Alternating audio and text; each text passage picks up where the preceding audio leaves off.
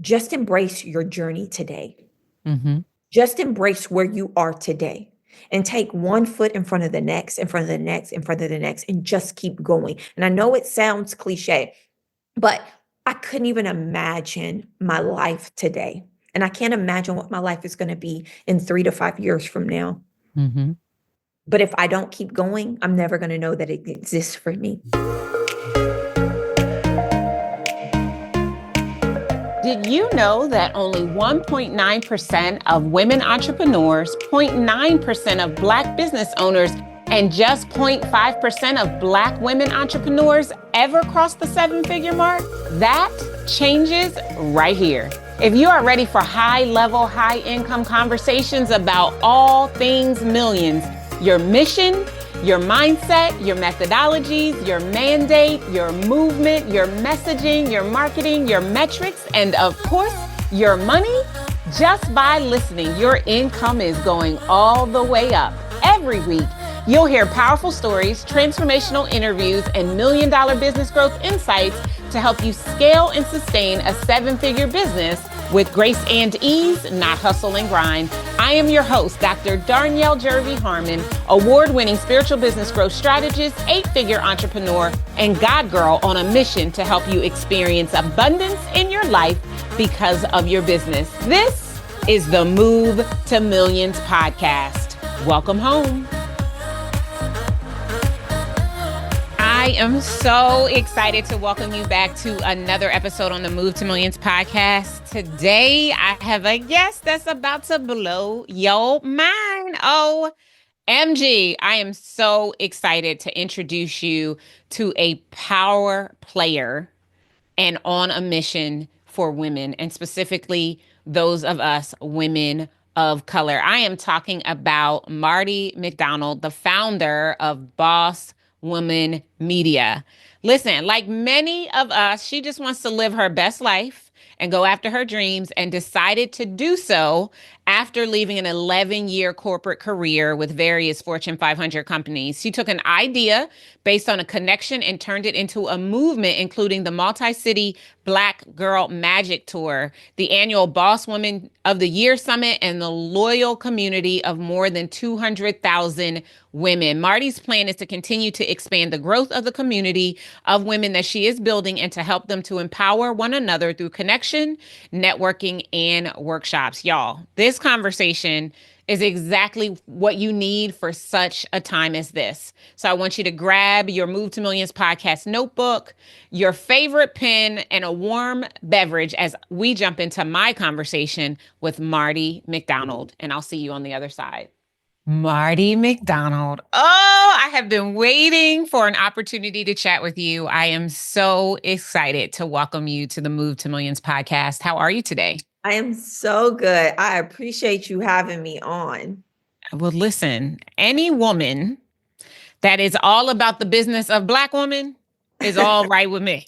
I mean, like, I'm kind of joking, but also very, very serious, right? I think that it's time, it's long overdue that we get our shine and the world gets to see what our greatness is. And the fact that you have championed this cause and created this amazing organization that is galvanizing Black women at a higher level is very, very exciting. So I just want to honor you, give you your flowers, and say, I see you and thank you. Thank you. I appreciate that. In a world that sometimes says that our story is not enough, Yeah. in a world that doesn't see us, in a world that can make us feel like, do we even exist? Yeah. It is my purpose, and I know this, to make sure that we are seen and that we are resourced. I know that that's exactly what I am fulfilling every day when I am marching forward, and it is hard work. Oh, yeah, absolutely. There's a lot to contend with, right? I mean, but I think it is so important, and I'll be honest and transparent, right? I am obviously a Black woman, and I never purposed my work to be exclusively for Black women. However, 90% of the people that I work with are women who look like me.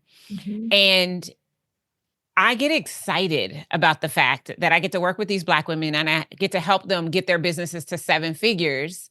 And that wasn't my initial impetus, right? So when I think about the work that you do, when I think about the Bow Collective, which is another organization that is, purpose specifically for us, I just get excited that we do have forces to be reckoned with and champions for change that are out here doing this work. So let me ask you, I only wrote one question down in preparation for our time today. I was like, listen, we're going to start here and then we're going to see where the wind blows us, because I know no matter what, it's going to be amazing. But the question I wrote down was simply this.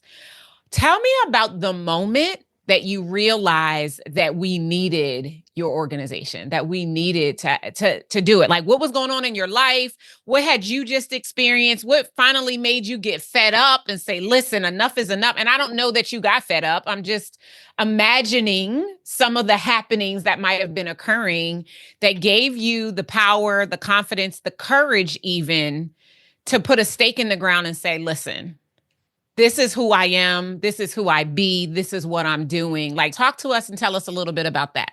Yeah, I first want to say, before I answer your question, similar to you saying you never set out for your work to be for Black women, right? I believe that my message at a time such as this is for all people, right? To experience, right? I just so happen to be a Black woman, right? Yeah. That have had experiences that may not necessarily be the exact same as a person who doesn't look like me, but a person who does not look like me does not exempt them from having experiences. And I think that if we can set our minds on we all have experiences as a collective, that's the thing that embodies us and brings us together. I love that. When I first started Boss Women Media, first of all, let me just say this. It wasn't called Boss Women Media. Okay. It Boss Women Who Brunch, right? And Okay. what's happening in my life at that time was I was on the brink of turning 30. There was something unsettling in my spirit. I wanted more. I didn't know what more existed like. I didn't know what that even looked like, because someone had told me what success was prior to me entering into the workforce. Someone had told me being successful meant you go to college, you get a good job, maybe you go back to school, you get your MBA or your master's, and you work hard for others to justify that you are good enough to be here. You will get promotions along the way to sit at tables and seats. If you have millions on your mind, then you need to get in the house. House of Millions is our up-leveled suite of business advisory programs for entrepreneurs and small business owners ready for community and connections to accelerate their cash flow. Learn more at houseofmillions.com. That's what I was doing. I was trying to follow that as the blueprint. Why was I trying to follow that as the blueprint? Because I didn't have one. Because instead, my life was not even set up for me to go to college. I come from a single-parent household where government assistance was definitely not foreign for us. I know what it felt like to go to bed hungry. I know what it felt like to have a mindset of lack and scarcity. Money was such an interesting object in my house, and it felt like it was so hard to ever get money, and to keep money felt like an unknown task. So for me, let me follow the blueprint of other people who may look like me, telling me that this is the pathway for you to be successful, right? And so I remember there were two things that happened. I had just went to this networking event that felt so Black, blue, and gray. When I say that, I mean everybody in there had on Black suits, blue dresses, gray dresses, no color. Very corporate. Right? Yeah. And I remember going into that space thinking, this is how I move my career forward by connecting with these people. There's no connection point. There's no realness to this. This feels so transactional. And then I actually went to another conference probably 6 months later, and it was a women's empowerment conference for millennials, and it felt very different. It felt fun, it felt lively, but it did not look like me. And I remember using that as my North Star. So create this for people who look like me. Man, we deserve a space like this. And that was what my marching orders were. I could feel it. I mean, every day I woke up so motivated around this task of creating this space. I just needed it. I knew other folks needed it, right? Like that was such my passion at the time. Man, I can, as I'm reminiscing, thinking about it, like that's all I thought about. I worked every day and every night to figure it out while I was working my full-time job. Yeah. And what made me take the exit and bet on myself it was timing that met timing. That was it. It was timing that intersected with timing of me being fed up. I had just worked on a project at my corporate job, and that project did not go over well. And I was so sick of being in an environment where I wasn't told any type of affirmation on being good enough. And I was like, I just gotta exit this. This is not filling me. And I'm just gonna go do Boss Women Media. At the time, Boss Women Who Brunch. I'm just gonna go. I had my first conference in that January. I quit my corporate job December 1st, 2017. I went and did my first conference at the end of January. I took my 401k out to pay for it, and I had the likes of Nicole Kane, Marsha Barnes, Mahisha Dillinger, Kayla Walker, Rachel Lindsay, all come and speak and pour into this 250 woman crowd of this space that I wanted to create. Wow. And you created your first conference at 250 women. That is amazing. Yep. So good. Yep. And the rest is history. It was everything was off to the races from there. Yeah. Yeah. That is amazing. So amazing. There's a couple of things that you said between the things that you said that I just wanted to pull on for a second. Because I know that our listeners, they are familiar with wanting more, but not being sure what it looks like. Right. Many of them right now who are in their businesses full time are wanting more from their businesses, but they don't know what it looks like. They don't necessarily have an outlet. They haven't first given themselves the permission, right? Because wanting more, desiring more is innate, it's natural, it's as real as your name, but it could go against everything you were taught to believe as you were raised. Yep. And so there's this dichotomy, there's this fight that is likely happening. And I imagine you said you weren't a stranger to the mindset of lack and scarcity, that it was hard to get money and to keep it felt like an unknown task. I think a lot of people know that, feel that, have lived that. And in spite of all of that, you went to that event that felt light, that felt airy, that gave you the energy that you needed, and you turned that into your North Star. And that became your blueprint.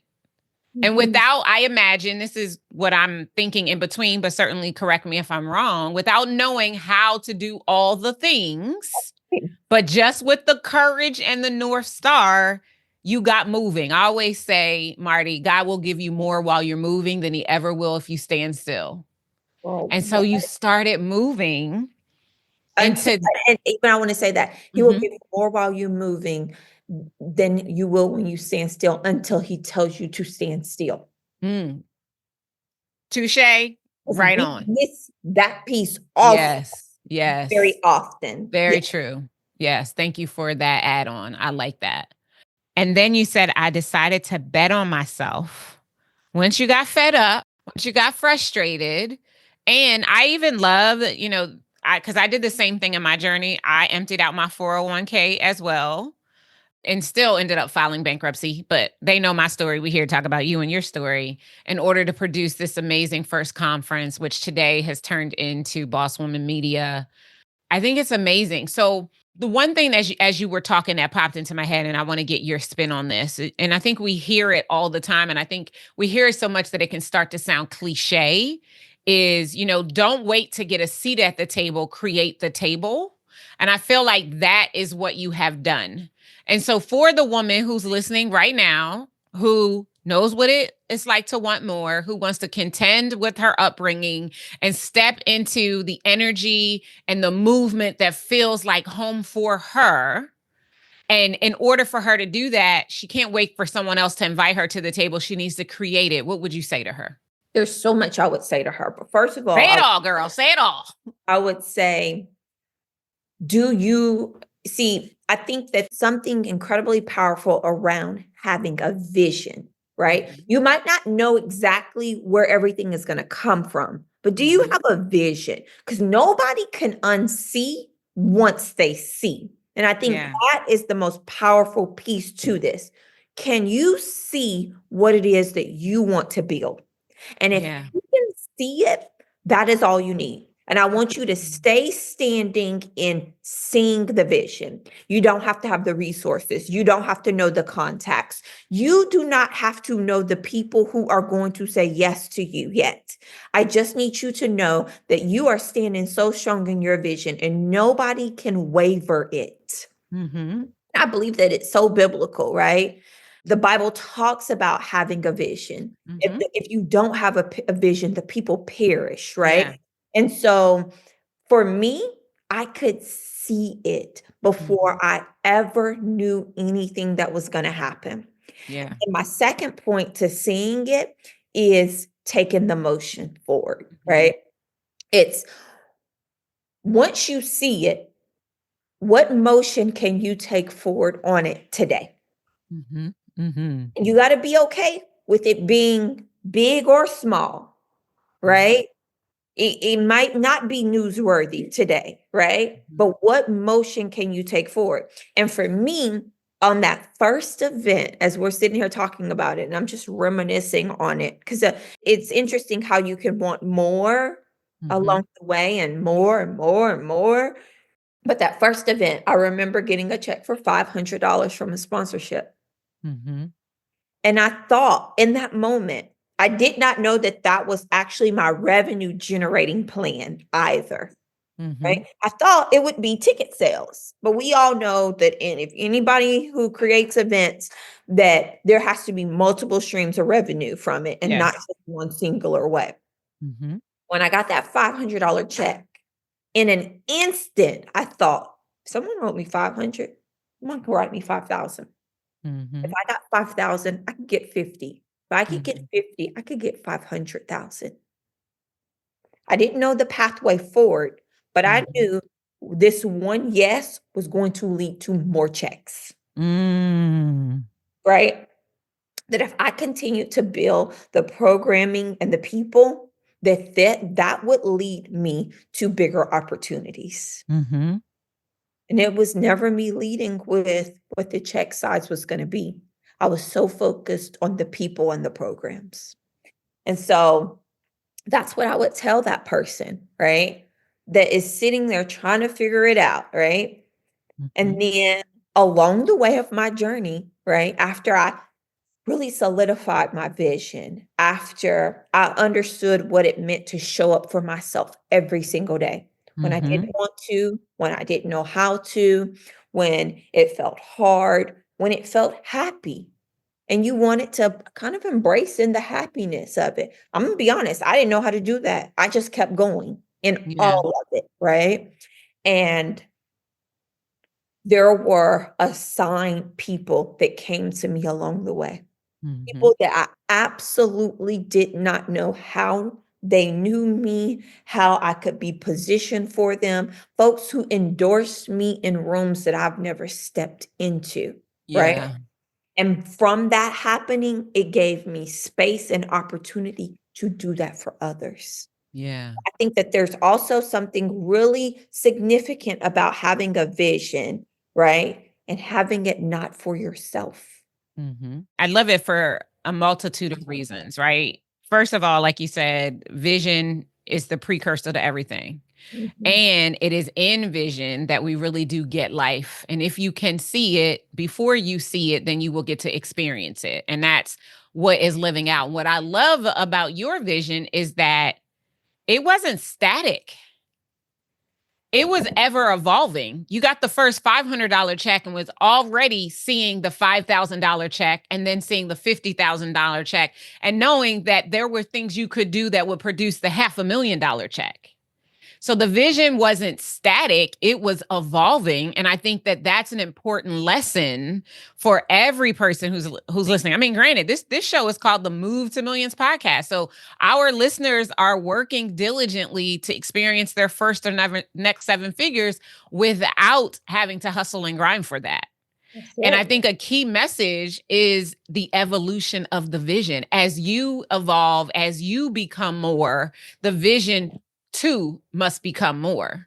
And I like that as we just figure out the next action to take, or to use your words, the next motion that we need to produce right after seeing the vision, feeling the vision, believing in the vision, deciding that we are pursuing the vision is what's going to lead to all of the additional steps. The fact that you didn't necessarily have the resources, didn't need to know where they were coming from. I tell our clients all the time, the how is God's job. Don't do God's job, just like you don't want him doing yours. But be resolute, be fully convinced in your own mind of the vision, intentional about the vision, but detached from how the vision will manifest. And I think that's what you've shared with us is that start and how that has become what is today. And I imagine, and you will, I'm sure, tell us if I'm wrong, that them checks are not $500 anymore.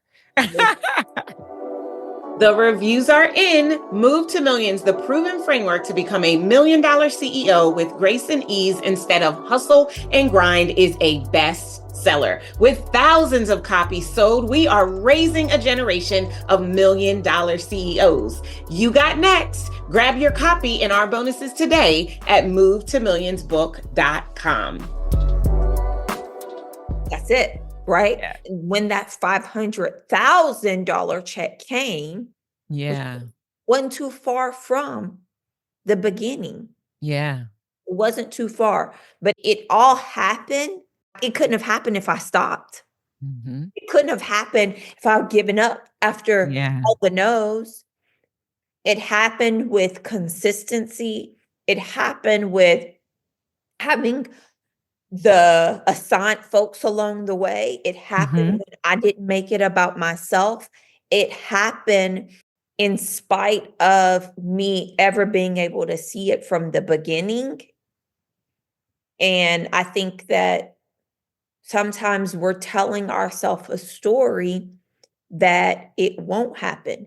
And it really didn't happen until I started telling myself the story that it was possible. That's good. Okay, you just said something that made my antennas go up. And so I want to take a little side detour and talk about this. You said, I didn't make it about myself. Now, we've got different schools of thought out there, right? We've got the one school, and I have said this, secure your mask before you're helping the others that are on the journey with you, right? We've all heard that. We've heard the Zig Ziglar, if you help enough people get what they want, then you will get what you want. So what is the bridge between the two? Because if you didn't make it about yourself, like you were the impetus of why this even started, because you were frustrated and you were fed up. So it was about you. So how did we flip the script to not make it about you in order to see a bigger vision and open up the possibility for you to do this work and to galvanize these 200,000 Black women that you've had the pleasure of bringing together and giving them access to resources and community to support, edify, and uplift their own individual visions? Like, I just don't want anybody to be confused or unclear about when it's about them versus when it expands. I would just love to hear you walk us through how you made that shift, because it did start because you were fed up? Yeah. It started because I was fed up, but it was never about me, right? Okay. Break that I down for believe us. I believe that I was the vessel to be able to create this space where folks could feel seen and be safe. I mean, my Yeah. God, our company has been the strategy of DEI for some of the largest Fortune 500 companies. Mm-hmm. I got companies and CEOs talking about Black Girl Magic and companies that are 10% Black and 90% everything else. Yeah. So that did not start from the place of it being about me. It had Mm-hmm. to start from a place of being a resource for other folks to be able to see themselves in, right? To Mm-hmm. understand that there was something there that they needed. And oh, by the way, no company was going to give me a check from the perspective it was just one me. That's And the good. beauty of it was that it was multiple people that we Mm-hmm. had created and carved out this space where we showed data that there was a need in the marketplace for hundreds of thousands of women, right? Yeah. And then that's what made the reaction become an opportunity, right? Mm-hmm. And so when I say it hasn't been about me, there have been some lessons in that too, Oh, right? yeah. Let me just be clear. Sometimes to my detriment, it hasn't been about me. And I've put Mm-hmm. others on and folks have gotten hundreds and thousands of dollars off of my back as well that didn't necessarily see that bigger picture that it wasn't supposed to be about them either, right? Got you. But I Yeah. don't regret any of it because simply I understand that the reason why I continue to still stand, I continue to still be endorsed by God is because it is not about me, but I am the face for Boss, Mm-hmm. right? Mm-hmm.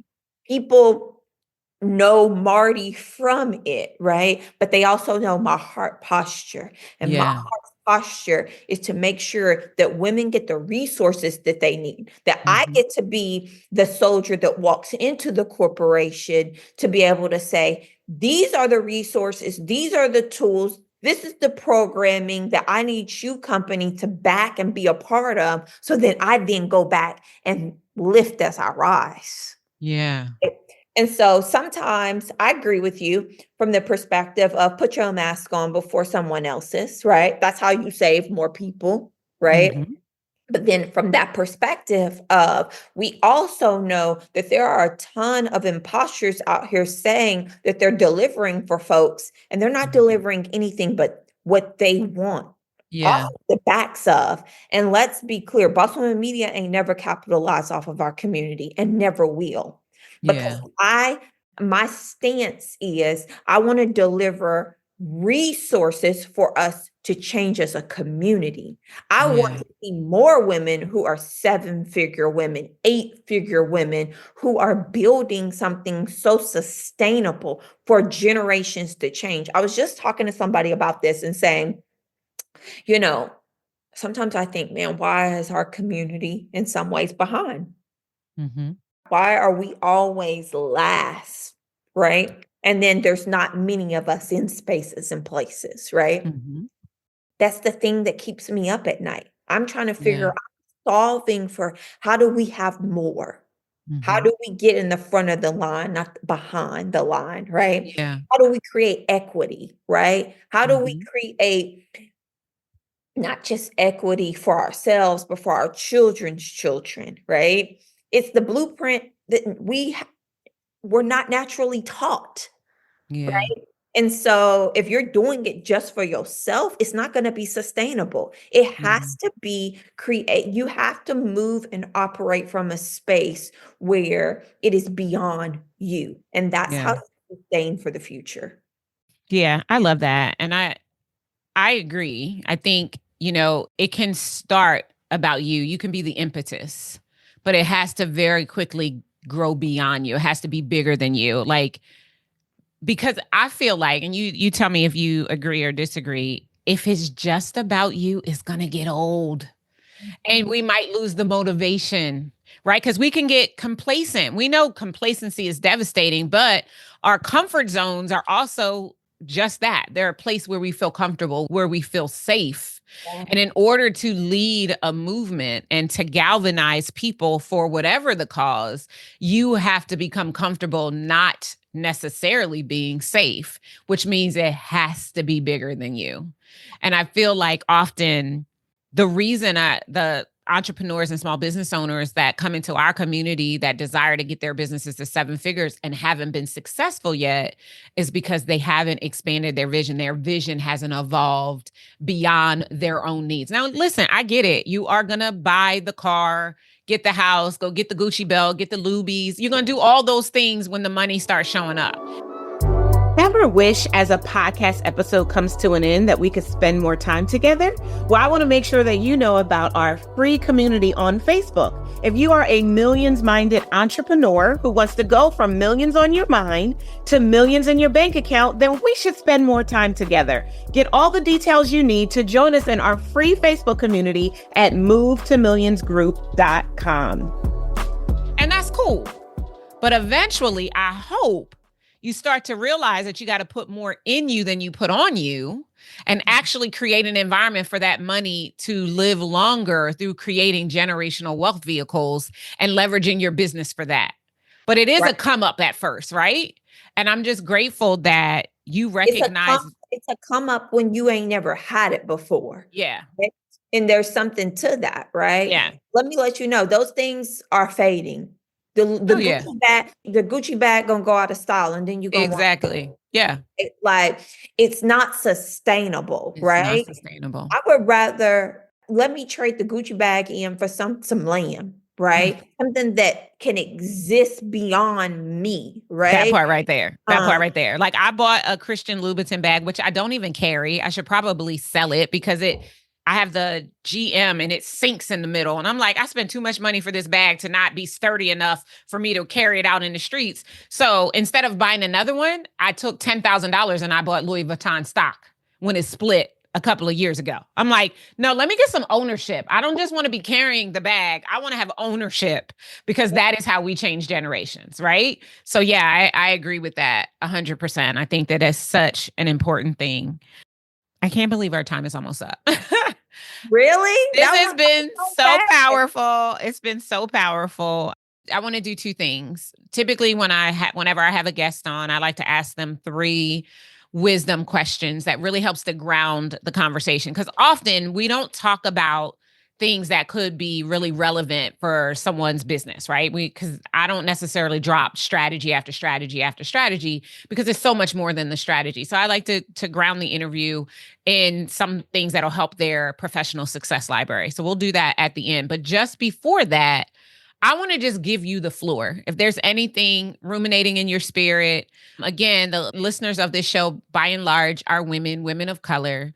They are professional women. They've got JDs, PhDs, MBAs.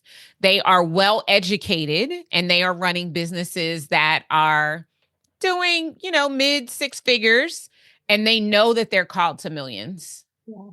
They know that the millions are their birthright, and they are looking for the edification, the empowering, and the equipping that is necessary to help them to continue to build. So with that in mind, is there anything that's sitting in your spirit that you'd like to be able to share with our listening audience? Well, first of all, I want to say I'm coming out with a book, and I'm going to give a plug on the book that's dropping this fall that I'm really excited about. But I want the listeners to know that it's called a journey for a reason, right? There's no such thing as overnight anything. That doesn't exist. It's a myth. Take it out of your head. When I first started Boss Women Media, I was 32 years old. That was when I did it full time, right? I wasn't connected to the right folks, didn't know the resources that I needed, all the things, right? And then as I continued to evolve, I had my first child, then I continued to evolve with my second business. I had my twins, right? There's been so many levels and stages to me building this.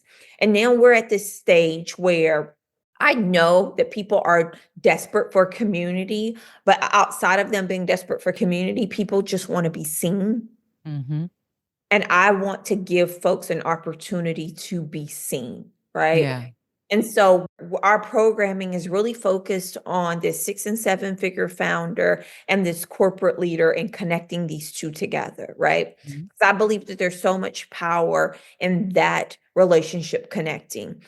I say all this to say, just embrace your journey today. Mhm. Just embrace where you are today and take one foot in front of the next, in front of the next, in front of the next, and just keep going. And I know it sounds cliche, but I couldn't even imagine my life today. And I can't imagine what my life is going to be in 3 to 5 years from now. Mhm. But if I don't keep going, I'm never going to know that it exists for me. Yeah. And so I've met all the folks, we've hired all the people, we've had all the speakers, right? I've seen inside the world and outside of the world, right? The secret to any of this is just moving forward with the vision that you see. That's Yeah. that is it. And you can only see your vision. That's it.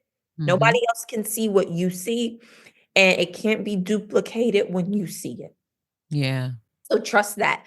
And my new book, Audacious, is a whole bunch of the stories that I've experienced, the lessons that I've learned. It is a bold guide for people to know that the life and the career that they want exists for them. This Mhm. book is for pre-order right now. It comes out in October the 14th. Pre-order Okay. is incredibly important, specifically for Black authors, and I just need communities to support my pre-order launch. It's in all the places, Amazon, Barnes& and Noble, Walmart, Target, that you can go pre-order it. We'll do a book tour in the fall. Hopefully, people can come out in the book tour. But this book is the book that I needed 10 years ago. It is Yeah, the I love book that. that I know that folks are going to see themselves in, and they're Mhm. gonna know the actions to take. And one of the things that's my superpower is pitching and being able Mhm. to story tell. And Mhm. this book tells you how you position your story, how do you story tell, and how do you make it where a brand sees themselves before they see you and want to react. Okay, awesome. Well, we'll definitely make sure we get all the details and put that in the show notes for the episode. So I'm excited for Audacious. I'm definitely going to go and pre-order my copy. All right. So to our wisdom questions that we round out the interview with. So I want to ask you, I'm going to tell you what they all three of them are, and then you can give them to me as you see fit. Okay. So I want the quote, the book, and the tool that has been absolutely essential to you on your own move to millions. Mm. The quote, the book, the tool. The book, You Are a Badass. It was the first Mm-hmm. book that I read when I first started. It was the confidence tool that I needed. I needed to the two things that at that time I needed was the confidence and the mindset shifting, Mm-hmm. because I had never seen it before, and that book gave me just that. Yeah, I love Jen Sincero. Love it. The quote, "You can be the most talented person in the room. Nobody cares if you do not show up for yourself. Mm, Consistency is the tool that you need every single day." I love that. And the tool that changed everything for me. When I left out of corporate, I was very broken by the story that they had told me in corporate. And so I took some time to lean into my skill set by volunteering at my church. Mm-hmm. And they affirmed me through the places that they lacked, and I was able to deliver my superpower that changed everything for me. That woman who might be sitting in a bad environment that's telling her she's not good enough, she's not smart enough, that she doesn't belong here, needs to go lend her time in an environment that can nurture her for a Mm-hmm. season, that's going to equip her for exactly what is up for her next. I love that. I love that. Thank you so much for being here, Marty. This conversation, it invigorated me. I'm Likewise. so excited for the work that you were doing. I'm excited about the book. And I'm excited about our listeners understanding the significance of evolving the vision. I think that's going to be really, really powerful for them. So thank you so much for being here. And we'll see you guys next time. Take You. care. Was that not amazing? Oh my gosh. You don't even have any idea how many notes I have. I'm going to highlight some of the favorite things that she got into in the conversation, but there was so much. What I think I love the most is that she's very much like us, right? Having experienced her fair share of lack and scarcity, but deciding to move in her vision and the abundance of that vision and allowing the vision to evolve. So many different things I have highlighted on my paper. She said, "We deserve a space like this." Ooh, I love that. And she said, "One yes will lead to more checks. And if you show up for yourself, that'll make the difference. That will make the difference." And while she was the impetus of starting this movement, she didn't make it about herself. She made it bigger than herself. She said her mission was about lifting as she rises. And I am so excited that she has done all that and more. If you want to stay connected to Marty, we've put all our deets in the show notes. We're going to put the link for her new book, Audacious, so that you can go and get yourself a copy. Because at the end of the day, it's about standing strong in your vision. All you need to do is see it, even if you don't yet have the resources for it, and then get into motion. Because as you move, as I say, and she added on to, God will give you more while you're moving if you stand still until he tells you to stand still. I hope you enjoyed this conversation as much as I did, and I cannot wait to see how it's going to make a difference on your own move to millions. I'll see you next time. Take care. Thank you for joining me for the Move to Millions podcast. If this episode has impacted you in any way, would you please take a moment and rate and review? Doing so helps us to deepen our impact and expand our reach around the world.